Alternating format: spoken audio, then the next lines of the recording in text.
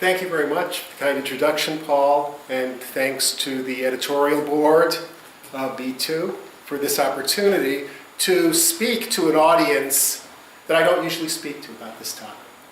The idea of looking at the militarization of knowledge really made me look a lot more closely at the research endeavor from the perspective, having seen from both a scientist and from the perspective of colleagues of mine who are involved in setting scientific strategy and managing programs. And what I'd like to do is thank right off, as I begin, I'd like to acknowledge someone who's been particularly helpful with me in the preparation of what I'll present, a fellow named Kirk-Jan Kaskus, Dr. Kirk-Jan Kaskus, who's a senior program manager at Office of Naval Research. We've worked together very closely, and part of what I will describe today has been a process of discovery for us in terms of looking at what we do in a slightly different way. Now, I've picked a title that sounds very military, okay?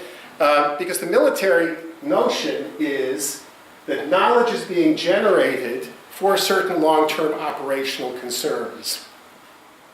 And what we really think about when we look at these, when we take a look at the Department of Defense, and we'll say knowledge acquisition and application. So we'll see that there are going to be a series of projected needs in the future, but that's going to rely on basic knowledge and building that up into specific products. They take a look at two different components. And this is what any of these managers will tell you right off. There are two things we manage. One is the bench and the other is the brains. Well, what's that mean? The bench, on one hand, it's the physical resources that we have. Laboratories, equipment, facilities. It's also the way we do our strategic planning and our project management. This is all the administrative business of setting up programs, managing programs, doing science. But what they will also tell you right off is the most critical feature for all of this, for any country, are the brains. And that is the building and intellectual infrastructure of people who understand the broad problems and can bring their own private areas of subject matter expertise to bear on broader problems. And you'll see some of these problem areas and how they really are quite interdisciplinary, quite multidisciplinary, and quite broad. So one of the things that we find is researchers, scholars, and engineers, and others taking part in these programs, is that we in fact get engaged and broadened in our own scholarship and interest and can even be creating new areas of endeavor and new fields. Now, the way the bench operates, if we take a look at it from the perspective, I will handle this mostly from the perspective of research in the US Navy, Office of Naval Research and Medical Research in the Navy, because I've worked most closely with them. I've been working with them for over 2 decades on a variety of different kinds of projects, as well as some projects with the Defense Advanced Research Projects Agency that are involved their interests, DARPA, that are involved their interests. And these hold true all the way through. If you take a look at their process and how they organize it, there are 2 critical documents. The Naval Science and Technology Strategy, which is a way that they approach going at obtaining new information toward applications and applying it. And that's based upon a framework which I'm certain I'm probably introducing to you for the first time here, called the Technology Readiness Level Framework, which is actually something that's used broadly by government agencies in terms of assessing where technology is, what needs to be done, and in fact for their budget allocations and projections over the years, they use this as a rational framework for designing policy. Now this is the Navy's S&T, an overall strategy diagram, and I just want to point out a few. You'll see in the military these types of charts all the time. And I just want to point out a couple of key features of how they envision their endeavor or their enterprise. What they see as being the inputs to the whole strategy process are needs of the Navy. You'll see all of the acronyms that are placed in here are different stakeholders and needs that they have for military actions of one kind or another, offensive or defensive. They also have to decide what kinds of capabilities do we need and project out into the future. And then also, what is our current threat awareness? What sort of technology we need? What threats do we see emerging in the next 20-year horizon period? What might be new technologies that a terrorist group could get a hold of? What are easy technologies to leverage? Where are we vulnerable that we could be attacked? And how can we protect from that? So these are the general pieces that go in, which they convert then into general areas for desired capabilities. The discovery and invention being a 5 to 20-year effort, leap ahead innovations being 4 to 8-year horizon down the line, technology maturation again being in a 4 to 8-year period, and quick reaction are things that we come across now in problems. For example, when it was discovered the armor was inadequate against rocket-powered grenades that were being fired in the early day in the operations in Iraq, there was a quick reaction set of task force meetings. Everyone that they knew, including some biologists like me, were called into different meetings to hear parameters of the problem and how we could answer that. When there was a problem with dealing with improvised explosive devices, there was a joint task force set up on defeating these improvised explosive devices that called people in to try to look at what are parameters of the problem, are there quick fixes, are there fixes further down the line that we can do to protect lives. So that area responds to more immediate threats that are facing us right now. How do they work? How do they do that? Well, as I mentioned before, they have a group of people, a board, which sets up different kinds of opportunities and plans for different kinds of products, which engage different communities. The academic community, the universities are one major community that's engaged. Basic not-for-profit research institutions are engaged. Navy and the Army, the military has its own laboratories and national laboratories. And the other component is industry. They're good at making products. And we'll see how each of these have their place assigned in the particular strategy for technology development and acquisition. What happens is with knowledge, translations, and people, we produce products as our outputs that come back and meet these needs. So that's what this general kind of a diagram and the way they see their mission is. And this is just to show you, this is the first way of getting in to see, here's the way they think, and here's the way it's thought in the Department of Defense, and here's the way one represents it as a graphical representation. Now, the technology readiness level is a series of 9 steps discussing research needs. It sort of divides development of knowledge, both basic and applied, into 9 different steps, leading from, I got a great idea, which is technical readiness level 1. Is it feasible? Is it science fiction? That's literally TRL1, as they call it, up to here. I've got this piece of software that's out running in your command and control places now. How's it working out? That's TRL9. It's continuous product checking and refinement, and you can go back to other levels as you need it. And it actually is set up to organize. Not only does it organize the development of what we'll call, at some levels, knowledge, basic research, knowledge, technology leading to products, it also has built into it defined roles of the different stakeholders or communities. In academia, we're really good at coming up with solutions. We're good at basic research. We're good at broad principle generation. I want to buy a product. I don't want the university being the entrepreneurial company producing that product for the first time.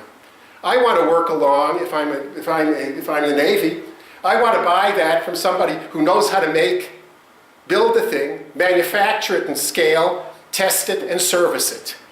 Those will be companies like Lockheed Martin or other smaller companies that are involved in that business. So there's a corporate area, and there are university areas of expertise that are recognized. And in fact, what I'll point out is that they're implicit, the way that the science is managed, we each have our implicit firewalled off areas inside that domain. So basically, as a scientist working on technologies or science that's of interest in military problems, I'm not working in any different way than I would if I was working on something from National Institute of Health or National Science Foundation. What it's set up to do is have us each group work in its domain of expertise by its own rules. It's not asking to change at all. It's merely asking us to lend our thought and our expertise to some area that has bearing on a problem of operational interest. The technology readiness level goes through all government agencies. This is the one taken from the nasa.gov site, which lists from TRL1 to TRL8. And they put the colors, the red color, the sort of heat map that they put here is in terms of riskiness of research and breadth of research endeavor. So the TRL1 are, you basically find basic principles, report them, you might make a feasibility paper. You might do a few studies. It can be basic scholarship. There's really no lab work done at that point. TRL2 is you bring it to the level where you can actually test it in some kind of a laboratory, simulation, or among a scholarly community for validation of the idea. TRL3 is what we'll call sort of fairly mature scholarship, or research taking place on it. TRL4, you begin the transition. So this is the area of basic knowledge development. TRL4 begins the transition into a first prototype. Okay, this knowledge looks good. Can I build something out of it to show that it might bear on the broader problem or broader product development issue of the military? It then moves up to, so you make a few components and you test them, but it's still in the laboratory environment. It's highly artificial. It may not work out in the real world. It might work under highly controlled laboratory conditions. A lot of the work on detecting deception, for example, better lie detector tests, has died after that stage. Has come up to that stage, and yeah, you can test a lot of things under highly controlled laboratory conditions, but you know what? You go out into a real world situation, you're facing something real other than a highly contrived fun and games situation, the technology doesn't work. But that ends up being a pass point, an outcome checkpoint for processing. Each of these have a series of control points or criteria that one must meet to move along. 5 is now they come to a simulated environment that's very much like the real condition, and you start to put together your product based on scientific principles described in 1 through 3 in more detail. And then that just proceeds through 6, where you put it all together into a demonstration system. 7, you build a whole prototype and you demonstrate it. You move out into a more of a real world situation. 8, you move toward deployment. 9, it's deployed and you're testing again. This gives you sort of the broad picture of going from acquiring or developing scholarship or knowledge in a new area to some kinds of specific applications. What we're going to really dwell on more here, though, and the area that comes to our interest, are going to be many of those lower levels. So some of the points as we go into this are, first of all, you'll notice that it's a hierarchical system that's set up, going from basic knowledge generation to product development at the end. One of the more interesting portions is that it has built into it specific roles for fundamental research, where fundamental researchers do their work and where they really have no potential conflict of interest with further research going on. One of the issues that we all have become aware of in recent years is the fact that because of certain federal legislation, the Bayh-Dole Act, and later on the rulings in the court case Sanford v. Roche, that products of research at universities have become more and more to be viewed as fungible intellectual property. University files for property rights on that. What that creates then is a property interest of the university and the researcher. They can get royalties for use of that further on. That's required a need in some cases if you want to avoid bias or conflicts of interest in the application further on, to create some kind of to create measures to control or to manage that interest. This system, as you'll see, sort of manages that interest by a handoff. You go up to TRL1 to TRL4, that has some university work in it. You cross the border into 5, it moves over into the corporate sector primarily, which is doing its independent assessment of the technology afterwards.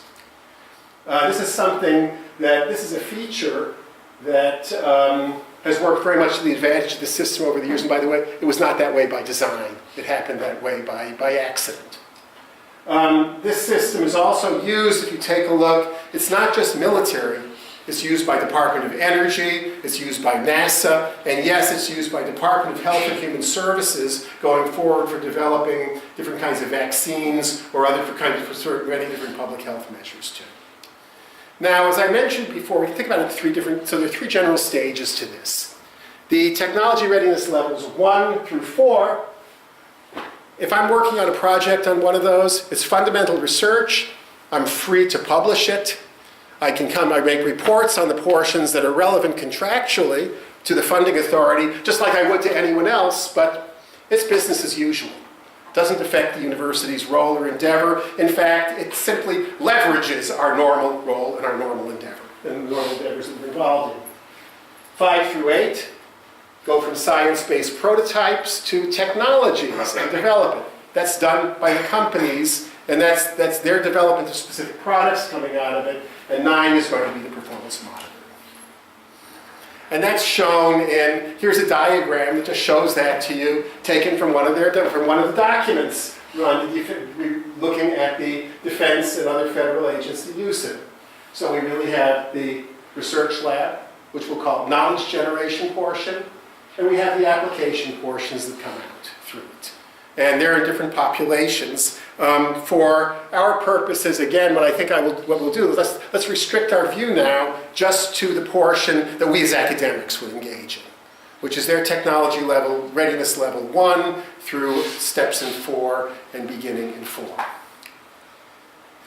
And one of the features built into this system is that there is a regular transition built implicitly into the system for roles as you go from 1 through 3, 4, 5, and moving over to industry. And that one can see if we take a look at how the baton is passed, as we say, between the different stakeholders. This is taken from the Navy's document for their research, their Navy Science and Technology Strategic Research Plan. And this is their figure. I changed it into a table format over here. What they show you is if you move from what they call 6.1, which is basic research, through early applied research to beginning the technology development, what you do is shift the relative roles of how much money you're spending on each group, how much you're funding of activity in each area, and the activity. So it shifts from a very heavy role of the university and nonprofit sector in TRL1 to a much smaller role by the time you're ready to transition it. And the opposite takes place in terms of the industry share. They start with a low share, 10%, just to get their feet wet and see what's going on with the technologies and preparation, to playing a much larger role as you're moving toward those prototypes. And the handoff is much more complete then as you get to the next stage. So one of the points I'd like to make about this is the military's the military's approach toward acquiring or shaping knowledge is built on the knowledge of the underlying components of it. We have an academic system. It's trying not to be obtrusive in our academic system one bit. The systems of systems approach asks, what do each of the components do? And then how do I assemble them better to do their job? I need the following. How do I use the system working the way it is? I don't want to change them at all. I want to simply be able to leverage their expertise and leverage what they do well to get what I need out of it. And that's going to necessarily be a trade-off. So doing basic research, where one of the measures is publication in peer-reviewed journals, if it's in scientific research, okay, I'm not going to work for them if they're not going to let me do that. And universities won't work with them. So this is a system that's built to recognize the sort of realities of the stakeholders and then the role that they're going to serve in the development of that type of this type of knowledge. So at an administrative level, at a management level, it's set up with that basic recognition. And in fact, as I mentioned before, and this is going to be this is actually very important for us as we think about commercialization of university knowledge. Okay, book contract, we could say, might be a commercialization of your knowledge, just in the same way as forming a company or entrepreneurial activity might be a commercialization of knowledge. That's a debate going on currently. But as we come up to that stage, there is a real concern that university and investigator financial stakes in the outcome of the technology moving further on might just be a source of conflict of interest. Might be a source of conflict of commitment.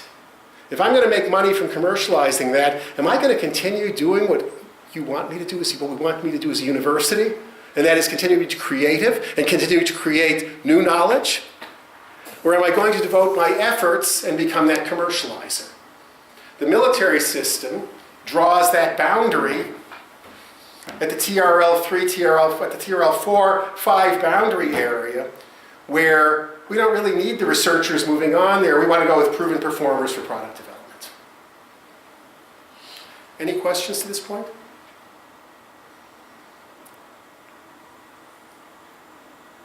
So let's move along to look a little bit at how the Navy develops its own portfolio and see how this really sort of directs to how do you develop knowledge and how do you think about it. And the Navy has divided it up into 4 different areas. One is what they call discovery and invention, and this actually has the largest share of their budget. So 45% of the budget in research is spent on very basic, you'll notice basic TRL1, works on figuring out what the problem space is, and early proofs and early basic scientific work into this. The goal is to develop new knowledge, and they call it, in quotes, the seed corn that explores nascent technologies for further application. In other words, that's basic research. Okay? It's not directed at the problem, it's the science that enables one to think of new applications in different areas. The Leap Ahead Innovations is an area where they take higher risk technologies that seem to be ripe for some development out of that first set, and they say, okay, in a 4 to 8 year time frame, we want to do a little push forward research through the laboratory experimentation at level 3 and see if we can't get an innovative prototype. Let's try to jumpstart it. Remember, this is the kind of system that things like the internet get produced out of. Medical imaging methods were produced out of, or the MRI type of images, okay, were produced out of this kind of push ahead to see, oh, can we use this for imaging? How well can we use this for imaging?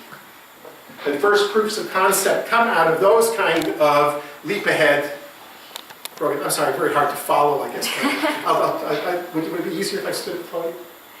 You're fine as long as you stay on that side of the table. I'm a fairly kinetic speaker, as you see. But this is higher risk, and again, they put a smaller percentage in, 12% of their effort, but that's a significant piece of budget, trying to move the technologies forward, but this is still in basic university research realm, TRL2, TRL3. Technology maturation is a more gradual, traditional path we think of moving toward some kind of predictable technology out of the work. That gets a fair share, 30% of the budget, and it's basically adapting the technology into prototypes, doing the proof of concept you need. So for example, if I'm interested in a disease detection system, I might check, okay, can my detecting these, how predictive, what's the sensitivity or selectivity, particular set of measures for picking up a disease problem. That would come up through that sort of phase. And finally, they have this piece that's the quick reaction, which I mentioned before. These are applied research, being done in a short time frame to look at these kinds of suddenly emerging problems that need a quick answer. And if you take a look at the way they show it graphically in their report, here's the way they look at it. And I'm showing this because this brings another portion into there. They see two dimensions to this. I mentioned the time frame, but they also show you the breadth of the field as our second dimension. So what you're actually working through here is the 5 to 20 year scale is related to broadly significant basic research. And that's the way that a lot of the work, as I say, work one would do in this area is no different than normal, what we'll call, use the trite term, cutting edge research. Research looking tip of the spear, as they'll call it, research is a term. But the leap ahead innovations are a narrower scope, but pushed at moving quickly. Technology maturation is moving fairly broad technologies forward, a fairly broad range of technologies forward, and the quick reaction is really devoted to specific kinds of problem spaces and very well-defined problems, like the issue of how do we protect our vehicles from rocket-powered grenades. Now, so when one looks at this, what I realized in looking through this is really that emphasis on discovery and innovation that I mentioned. And when you look across their entire portfolio, you see that. And they really do look at this as if knowledge their acquisition of knowledge and this whole development framework that they have is really like a tree. Broadly directed research, basic research, can be thought of as the root system, the basic research that spreads out, and this is being funded over a 5 to 20 year period, a large portion of the budget, and very broad. This is developing broad work, theoretical, out there, not necessarily any applications, but it's developing the scientific basis from which the trunks, which are certain broad applications, can emerge, and out of those trunks, the branches or leaves, which are the applied products. Universities are involved in the process, in this analogy, of laying down the roots and building the trunks. We let the worry about the branches and the leaves come in the corporate sector. And one outcome measure that's very surprising is, in fact, the list of Nobel laureates who've been funded by Office of Naval Research alone since the 1960s. There are over 60 of them. And their basic research, the basic research that got them these Nobel Awards in science, were supported in part by that kind of TRL-1, TRL-2 research from Office of Naval Research. 36 of them since 1980. Pretty effective, isn't it? This surprised me. One of my friends in O&R shared this. He said, well, you know, we haven't really shared this with the public too much, but look what we have. And in fact, when you look at advances in chemistry, in physics, in biology that have come out of this, that metaphor of laying down these broad roots that have benefits not just in military products, but benefits for all of society, that aspect of building the infrastructure, resonates a little bit.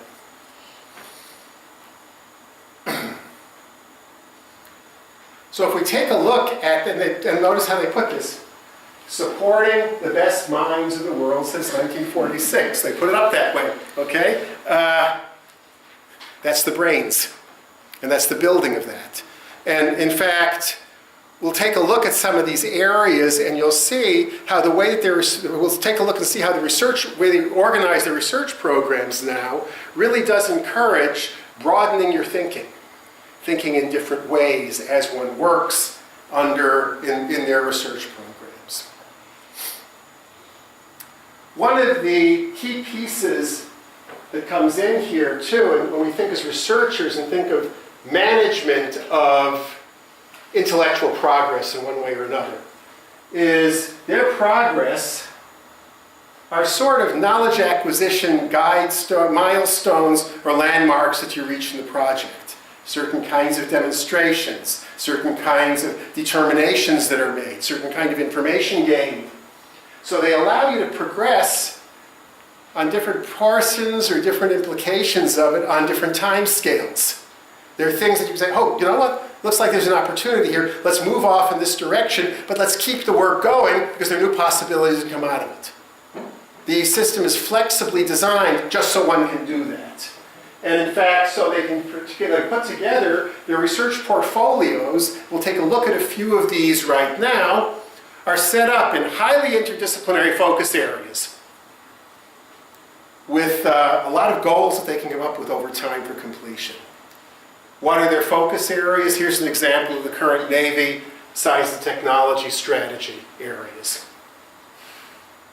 One of them is predictable. Assure access to maritime battle space, autonomy in unmanned systems, electromagnetic maneuver warfare, expeditionary and irregular warfare, information dominance, cyber warfare, platform design and survivability, power and energy, power projection, integrated defense, and warfighter performance. And I'll talk, we'll look at a little more in a couple of these that I've taken part in, the autonomy in manned systems, expeditionary and irregular warfare, and warfighter performance. And believe it or not, all of these have needed contributions from someone with a background in history, behavioral sciences, and neuroscience.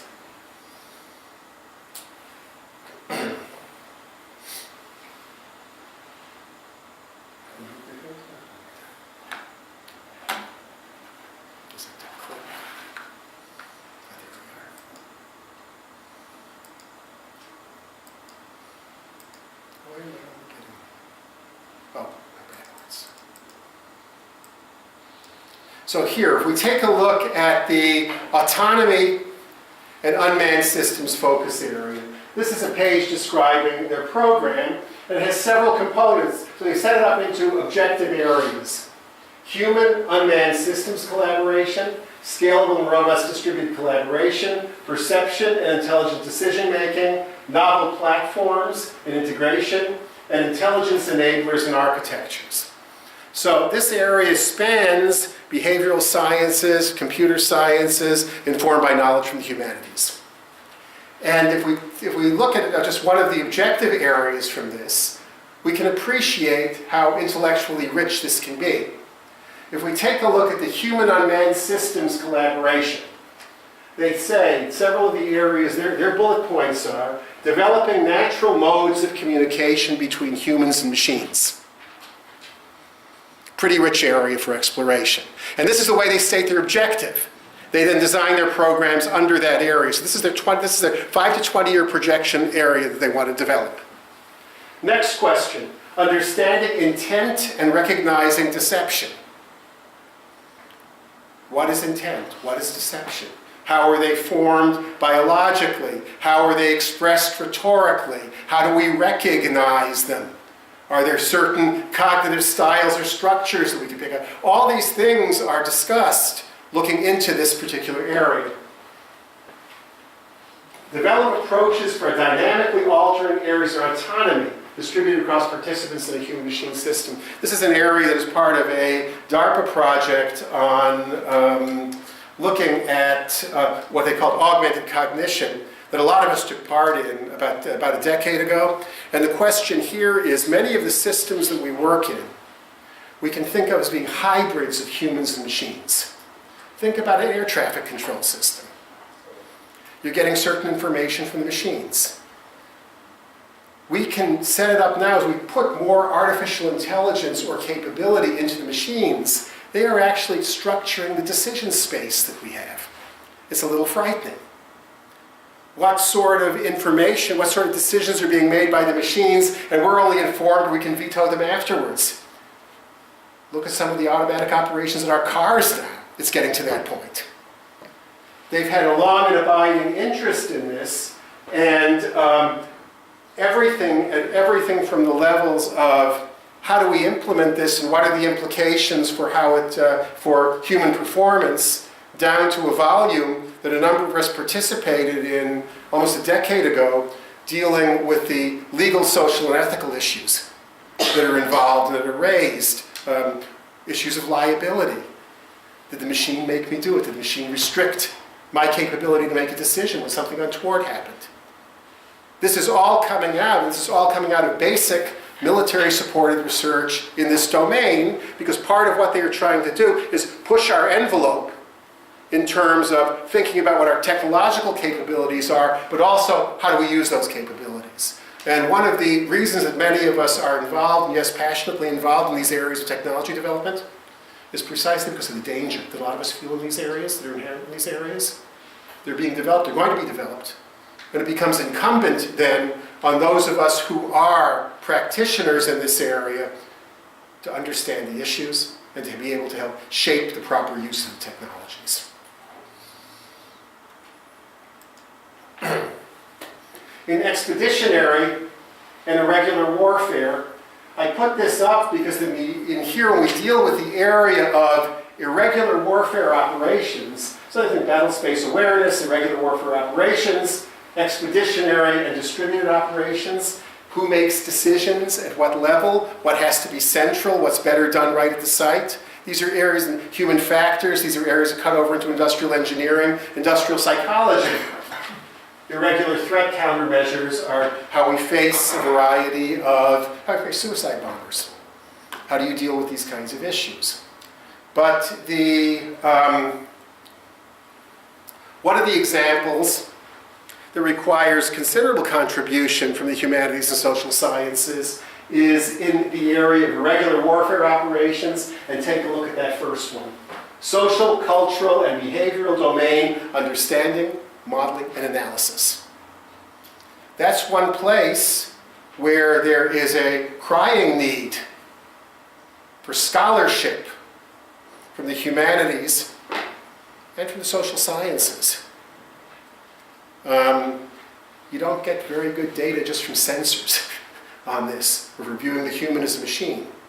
And this is one area of very active research from Office of Naval Research. Tackle cyber operations with the limited effects. How do you identify, well, we had that problem with Pitt. You're getting threats in. How do you identify those individuals and take selective action against those individuals in a cyber environment? Social media, exploitation and management. Okay? That cuts across in many of our areas of concern. So this gives a feeling. Again, I hope this is giving you a feeling for the breadth of what they call focus areas, and these are the 5 to 20-year basic research emphasis areas. Anything in these areas that might be of interest and might help in these domains is research that they monitor, they engage the people involved in that work, and they support work in that area. The third one is the one that I spend a lot more time on now, which is in the warfighter performance area, and particularly in the health and survivability. So this is basically biomedical or biotechnology-related applications coming out. And one example to focus on here is what's called the warfighter health and survivability objective. This is just one of them underneath. And this is biomedical. So first one is predictable. Improve the continuum of casualty care from points of injury, definitive care, and treatment facilities. We have basically reduced the battle, these programs in the Army and the Navy have reduced the lethality of battlefield injury markedly. In fact, some of the problems we see that we're dealing now with traumatic brain injury and other long-term consequences are because people are surviving injuries that used to kill them. And I can assure you that these other issues now, I was at a conference last week, a State of the Science conference in the Washington, D.C. area, looking at one of the issues for long-term health risks from repeated low-level blast exposure that you might get occupationally in the military and in other sectors. We just had one that I was participating in yesterday remotely, looking at preventing hearing loss and long-term consequences of this. So all of these issues are now bringing new medical issues to the forefront from the success and continued improvements in this area. The second one, reduce the incidence of noise-induced hearing loss and explore mitigation and remediation.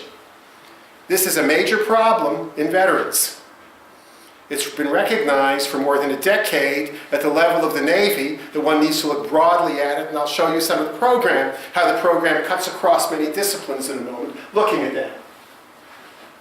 Body armor, okay, health performance in undersea operations, that's a particular Navy issue. There are a lot of issues that take place in a submarine environment working in it, and the underwater health, undersea health program is one of their major thrusts. And also enhancing resilience when one faces physical and psychological stressors. So these are their main emphasis areas. And one of the problems in the military that's been recognized, that again will show the breadth of a program right down at the most basic management level, is the problem that noisy military operational environments give you a very high prevalence of hearing loss. After more than half the people who go out of the military after a full 20-year career, they're in noisy environments. They have much more significant hearing loss than individuals of the same age. They're exposed. There's a lot of just military environments are just plain simple noisy environments, noisier than industrial environments. And people don't like to wear their hearing protection. If you're told to wear earplugs in combat, you can't hear your buddy, you're going to wear those earplugs. Okay, these are the kind of problems that you face. So what they've taken to this is a classic military uses the systems approach for many things, and looking at the different components that are involved in there. So we would say the hearing loss is a function of two things that we might be able to manipulate or have some control over or understand. Number one is the environment. Can we do things about the noise or the equipment or other items in the environment? Second thing is the humans. Can we protect them better with personal protective equipment, or can we actually biologically protect them? Are there biological hardening mechanisms that can go on? Are there genetic predispositions so we can select people? A series of these kinds of issues, and these all come into the area of the Navy working on it. And this whole approach to preventing hearing loss has led to a program that focuses on four main pillars. Engineering controls. Can I make a quieter jet engine? Individual susceptibility, understanding it. Are there certain risk factors that predispose a person to that loss? Suppose I've had that day out there and I go in and I put in my earbuds and I start blasting music at night. Might there be some personal issues, issues such as that? Alcohol, drug consumption, genetics that introduce it and enter into it? Are there medical interventions that I can make in these individuals at different times with testing and monitoring to rescue hearing, if you will, and improvements in personal protective equipment? And this slide was given to me by my colleague Kirk Yankaskis. This is taken right out of an internal report that he gave about 2 weeks ago to the directorate at the Office of Naval Research on the thrust of his program. And this just shows the active research going on in this area at this time. So for the noise reduction, they have acoustic engineers actually, and a whole team of people who've gone over all the operational model ships. They've built computer models of them, they've made detailed measurements, and they are actually changing the design and application of sound damping equipment inside those ships to lower the noise risk to personnel. So that area, that's engineering, materials science, acoustics. One area of development, and all of that is based upon the new material development they're supporting, looking at new nanomaterials and other materials. That's the basic research. That's the part that's leading to all of those Nobel type of contributions and basic science advances. The recognition that the technologies to solve these problems come out of pushing the boundaries of the science is something that's implicit, that's accepted as a base value. in terms of the military system, as you can see from the way it's set up. Okay, shipboard noise path validation is actually a very interesting area. You can tell those of us who are part of these programs had to sit and listen to all these different areas. We learn a little bit about it. It turns out that just the kinds of plumbing or pipes and the way the conduits were set up for this in the ships were creating a health risk. Engineering modifications are taking care of that. And now a major issue is looking at jet noise reduction. The new Joint Strike Fighter kicks out, makes so much noise on the deck of a carrier that we cannot protect the person's hearing from it without substantially changing the way people work. The engines are so powerful, even custom fitted, the best fitted hearing protection, because of the reverberation, the properties of the acoustic properties of the head and of the body, will not protect you. So that's known, and before it's deployed, there are measures taking place to control that and to make that safe for the individuals exposed to it. And it includes different engineering modifications for jet noise reduction, and there is a lot of aeronautical engineering work, applied physics work that's going on and supported by these programs. And supported, by the way, for the program, they don't need that for for making the weapon more effective.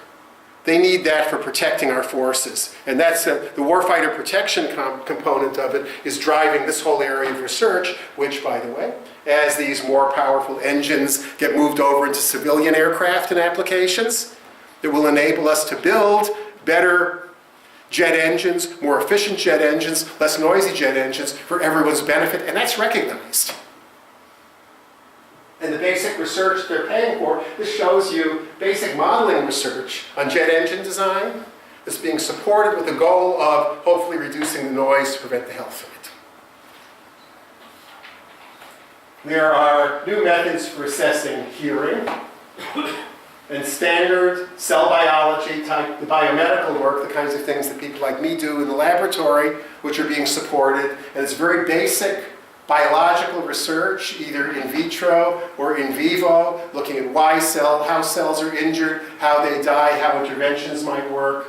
And finally, there are a series of advances in protective personal equipment. And one of the things that's very interesting here is there's been an adoption of some of the laser scanning and three-dimensional manufacturing, three-dimensional printer manufacturing that's being used now, so that we can actually think about custom design of protective equipment that can fit and work better with built-in other kinds of engineering controls, maybe controls that can help you, that maybe make the person more resistant to hearing loss, that can extend safe human performance out into these areas.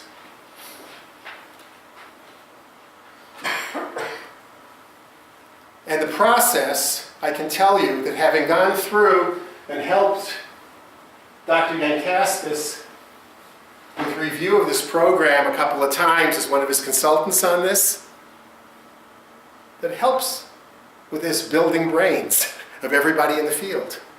How else would a guy like me get to learn about jet engine design or some of the issues that go into it? Or be able to communicate with the engineers and see that there are certain areas and problem spaces that we do have in common. What they are really doing is what we're not doing as well at universities as maybe we used to in the old days. And that is getting cross-fertilization of academic work between people in different disciplines. They've really functioned quite well in building their team in terms of building an intellectual infrastructure to start solving these problems. We get together, we brainstorm for new approaches, which come in as basic researchers' concepts and ideas, and it's intellectually stimulating. And what it's really driving, when we say TRL-1 approaches, what we're really saying is it's driving work leading to basic principles, leading to publications and transmission through basic disciplinary journals and basic disciplinary sources that are driving the field broadly for that particular goal. And so we can sort of summarize, from my experience, I've come to realize that the Department of Defense system really is a deliberate and managed knowledge acquisition strategy which produces useful deliverables down the line that protect and support their personnel. But what it really does, because of the vision and the way that they've set this up, it actually works like a tree. We in the research community are like the roots and the trunks coming out of it. We're laying down on a longer time frame basic information, basic knowledge, basic heuristics, developing our disciplines and developing broader disciplines that feed those later applications in the military and civilian world that I will say emerge like the branches and like the leaves on the branches. And so what I've sort of come to realize after a couple of decades of working with the military, and I want to thank Paul for giving me a chance to think this through like this, I've come to realize that what we've really been doing is engaging in a system that's actually I've been engaged in a system that's actually quite effective in building our scholarly infrastructure. It's certainly, retrospect in some of the areas that I do work in now and consult in now, I never would have known anything about them. Some of them didn't exist before getting involved there. And it's a very effective way of organizing us in the research community to do what we do best, push the boundaries of what we do best, and by the way, provide them with the building blocks that they need for pushing on into products to meet their very specific missions. Thank you. I'm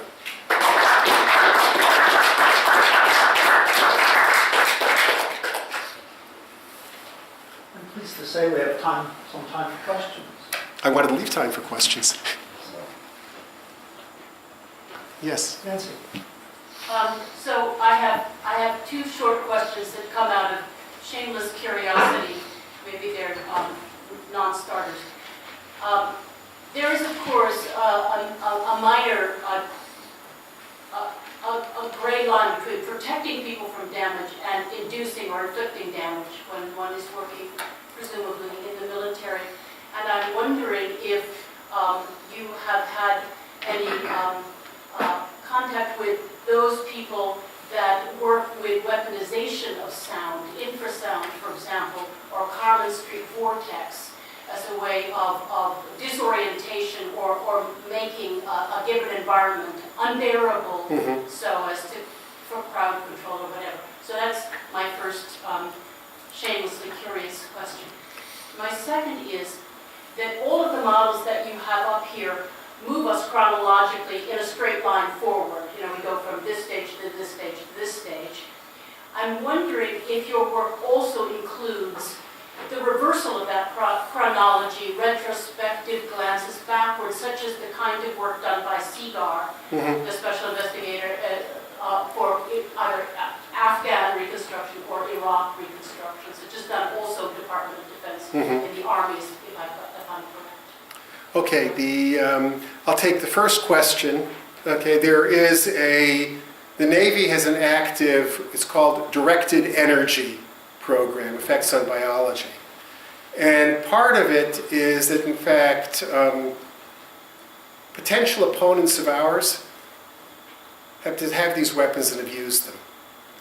So where many of us get engaged, on the other hand, you're more worried about what are the countermeasures and what are the limitations on its use.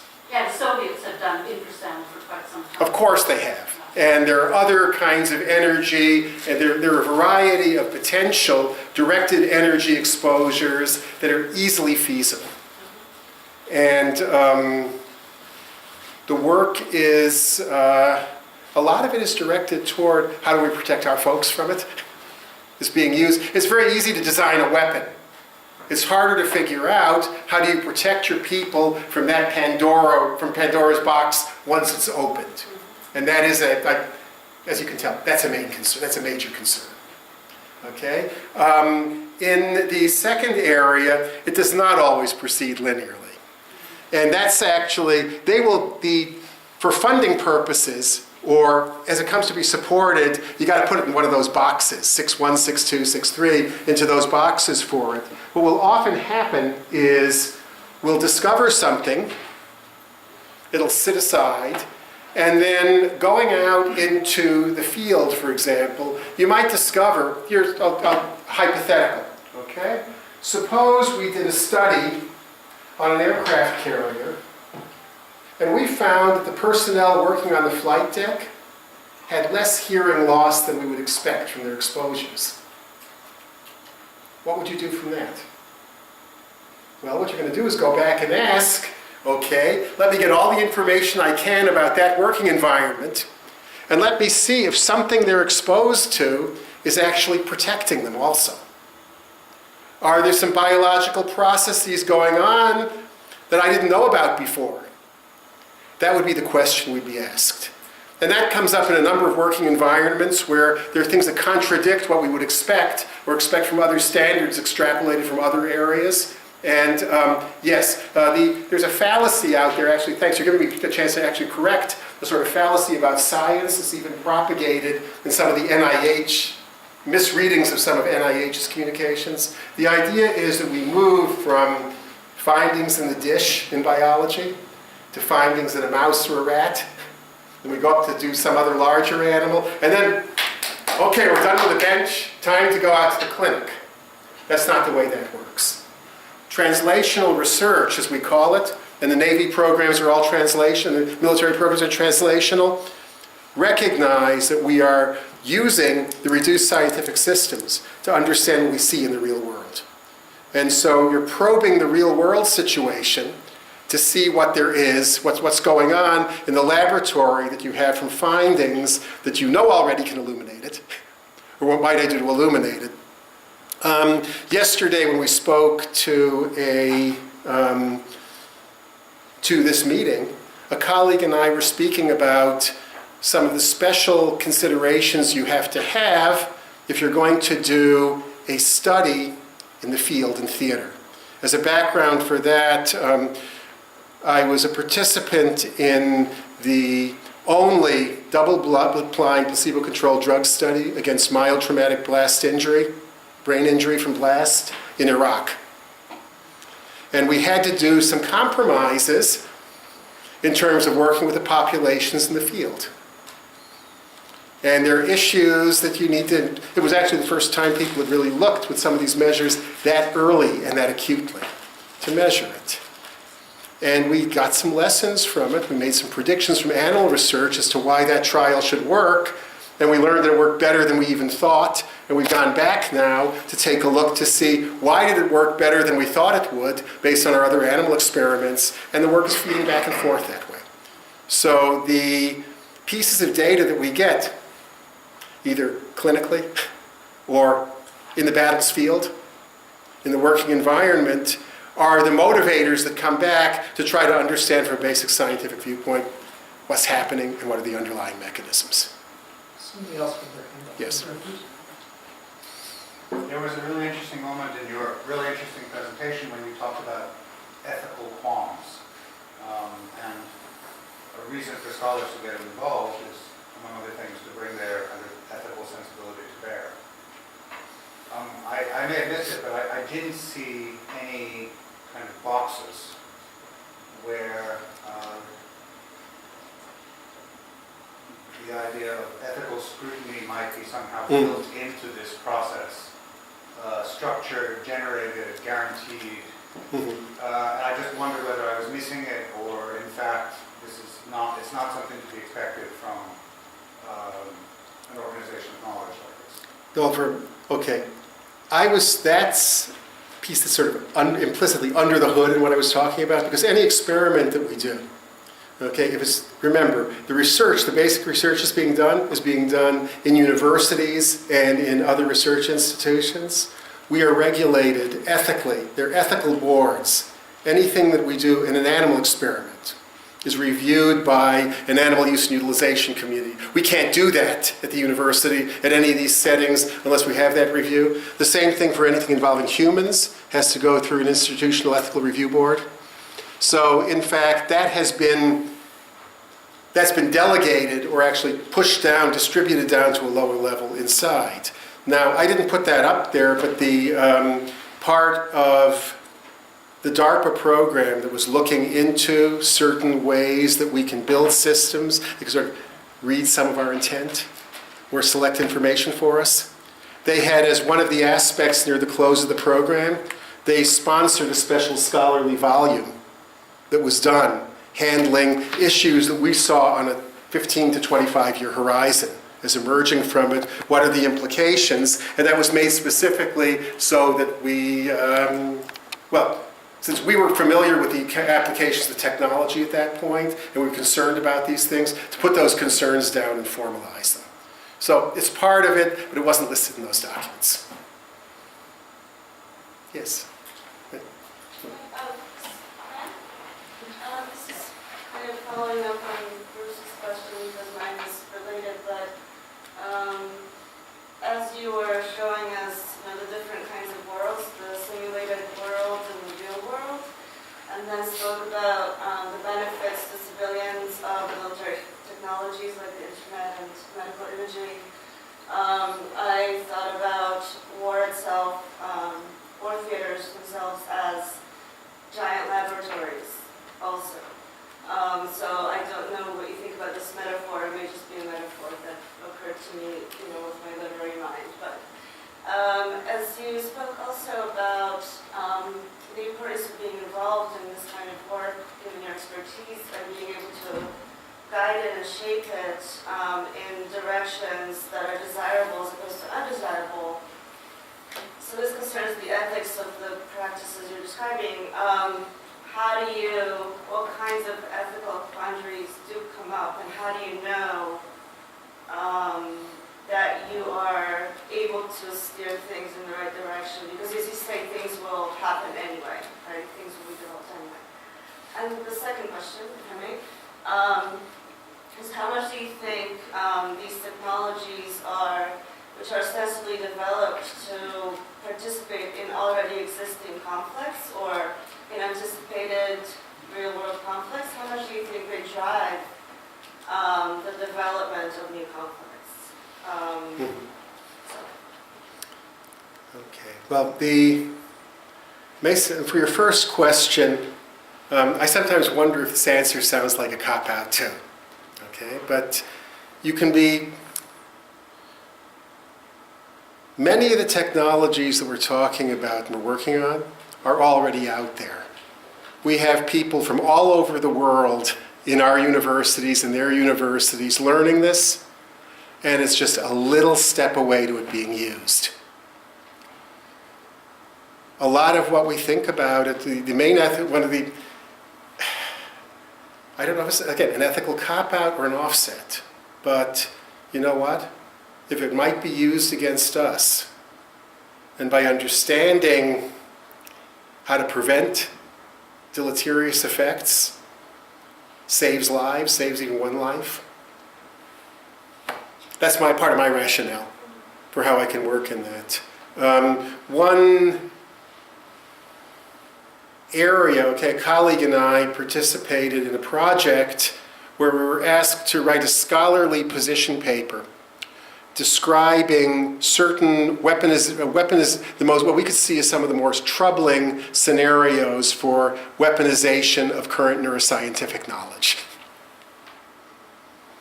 Okay, guys, think of the worst thing you could do that couldn't be detected. Okay, I hear laughs, okay? Why would we do that?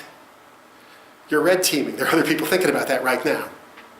And so what you view this as your duty in some ways to be proactive by understanding how to defend against what might be developed and used against you.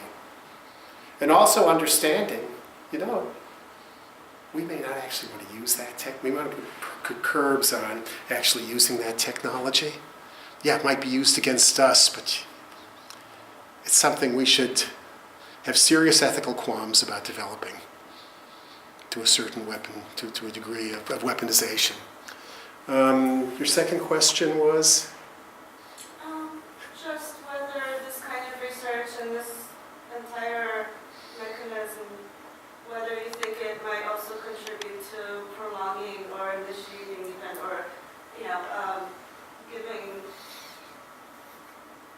might bring more likelihood of conflict.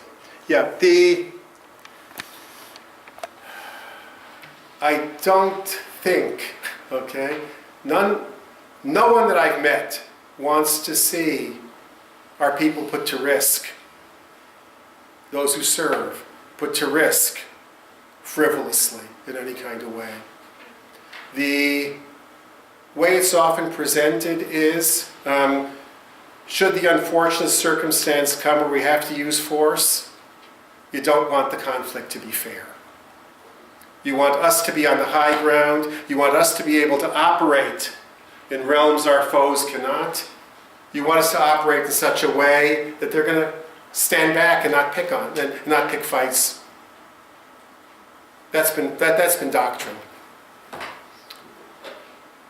And that's part of what the DARPA efforts are directed toward. A lot of the things you see now as futuristic, as weapons that are being introduced, they've been 25 years in development with futuristic thinking. Yes?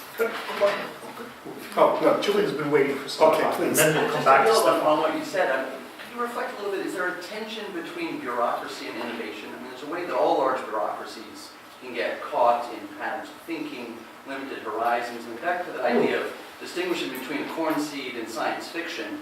You know, it's like there's a way that innovation is the goal here, but are there ways in your experience that patterns of bureaucracy slow that down, or to even identify what counts as a legitimate problem?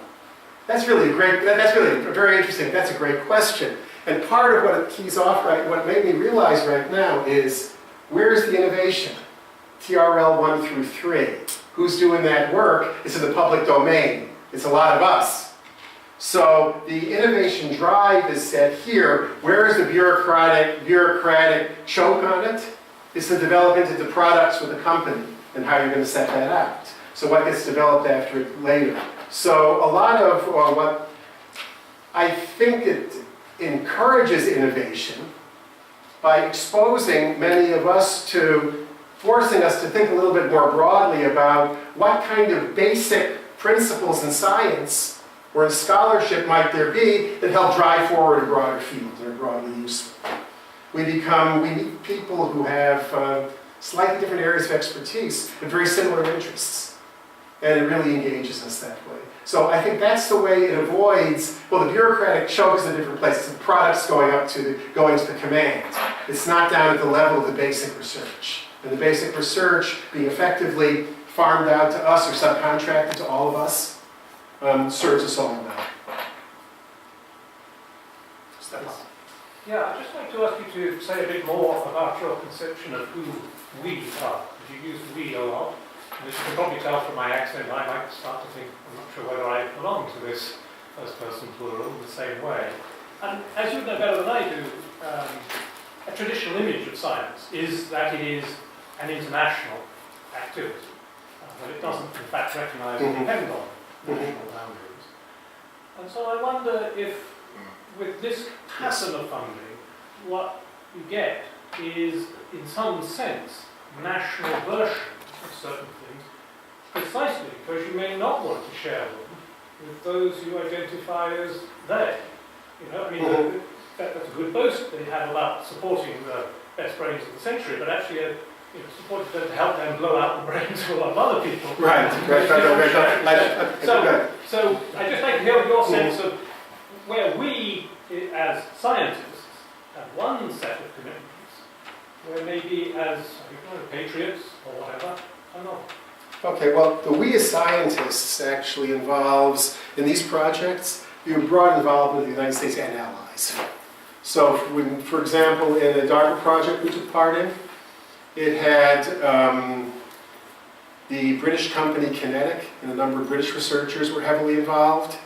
The German-based research team and a company at that time, Daimler Chrysler, was heavily involved. They're, in fact, international. We could have involvement from Japan.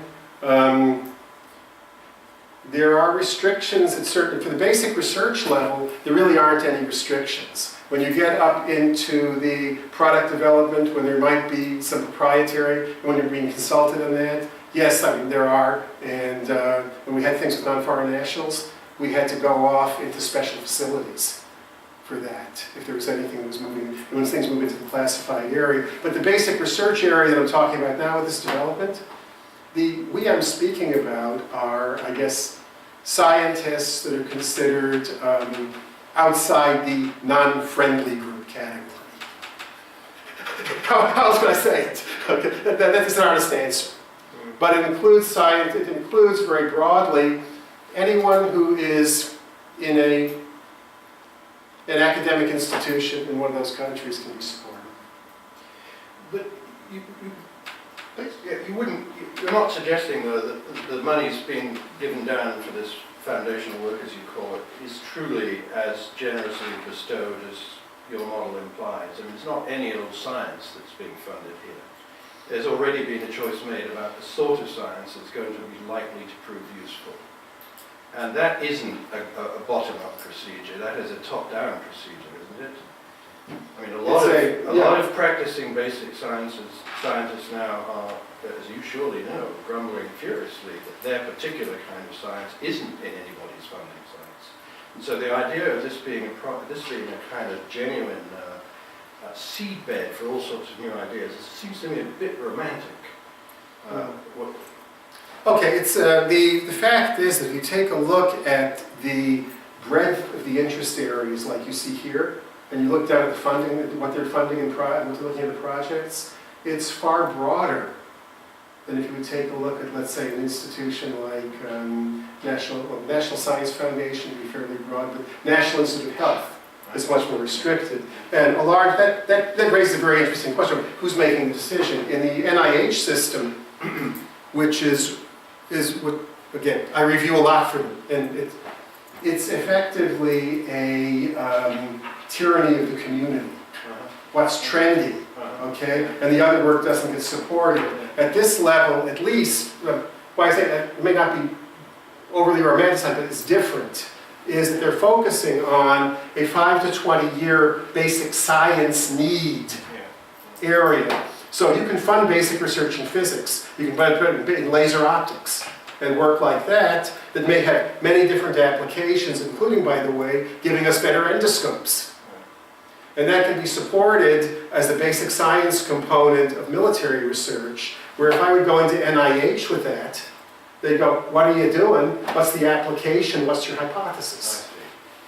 So it's a matter of the context of the way the funding is, the work's being set out, and the peer review. So counterintuitively, military funding, if we can call it that, is more tolerant and more risk-taking than, say, NIH funding?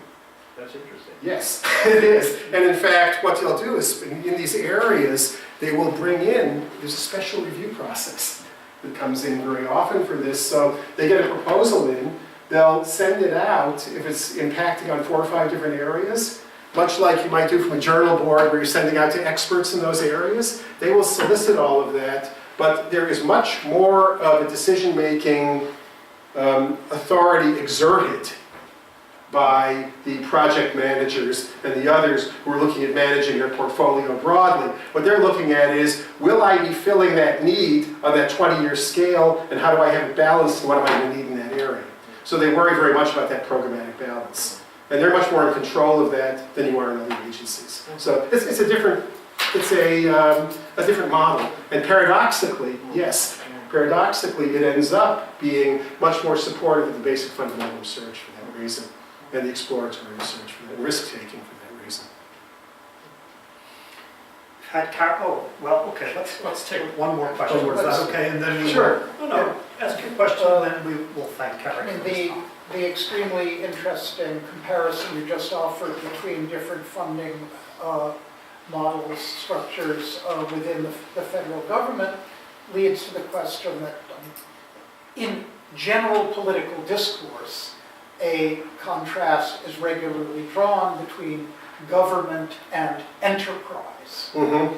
And in however few words you can say it, how does it, as you compared the defense and the NIH structures, how would you compare the defense structure with one or another enterprise model of... Oh my. Okay, Well,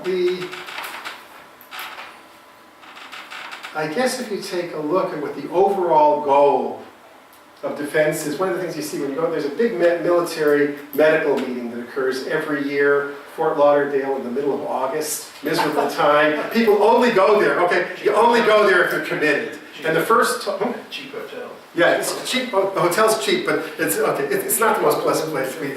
So you're there, and someone high up in the Secretary of Defense office, usually it's the Secretary for Force Health Protection, gets up, and the first slide is, remember why we're doing it. And it's a picture showing you 3 service members standing there on the ground, okay? Our mission is, these people are putting their lives on, are ready to put their lives on the line for us. What do we owe them?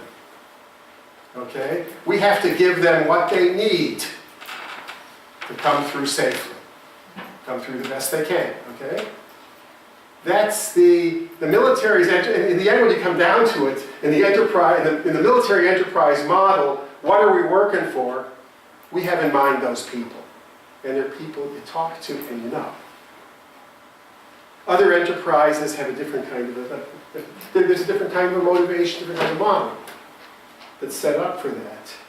And what really got me committed to working more along on some of these military projects was seeing that level of commitment, getting to hear from some retired surgeons general, guys who retired with 3 stars from the Navy or from the Army, talking about extraordinary measures they took for one person or another as part of military medicine, contrasting that with why they didn't like practicing civilian medicine currently, okay? There's that edge and that motivation and that human touch that comes in. That's the motivation of the whole military enterprise. And that's what runs it in the end. And that's a pretty strong motivation, and you don't see that kind of I hope I can convey just a little bit of the passion they feel for it there, but that kind of feeling in that enterprise is something that really drives the whole endeavor forward. I'm going to declare an end to the session. Thank you very much.